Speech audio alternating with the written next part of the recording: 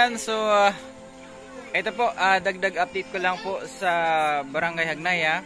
At dito po ako ngayon sa may Ilawood area po, kasama ko po ang aking mga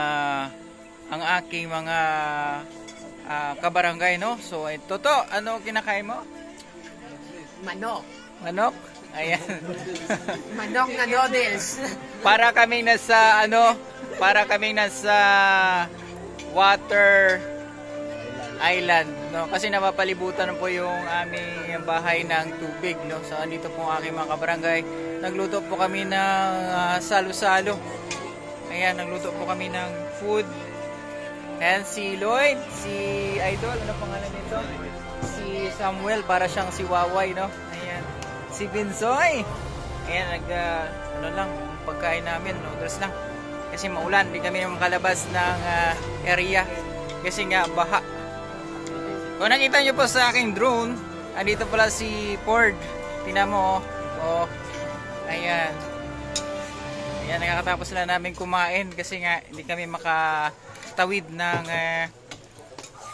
abayan kasi baha po ang tulay ng Barangay Hagnaya. Andito po yung aking mga... Si Mer! Walang kain si Mer? Ayan, yung mga kabarangay, no? Ayan po. Andito po ako ngayon.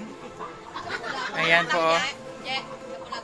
Ayan. So, kita nyo po dito sa aking bandang likuran. At nagmistula po ang dagat itong Barangay Hagnaya. Sa may Ilawood po kami na side na area, mga bayan. Kasi umapaw na po yung ito pala yung aking kaibigan. Ilan yung na-rescue mo kanina? Apat katao. O, kita nyo naman si shoutout kay Paka.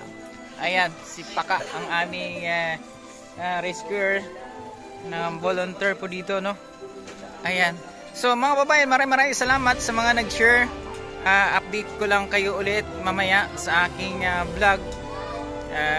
Grabe yung ragasa po ng tubig dito. Hindi namin in-expect. Kita nyo naman po ang bandang likuran ko. Ito po ay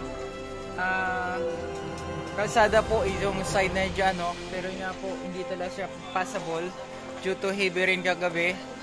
At ito yung bumungad. Mistulang lawa po yung aming komunidad. Hindi po kami makaalis, hindi kami makabili ng aming food, mga pagkain namin, no? Kasi nga lawa na po yung area, no? Hindi po kami makapamili, makapunta pa sa bayan due to flood. Ayan, mga bayan.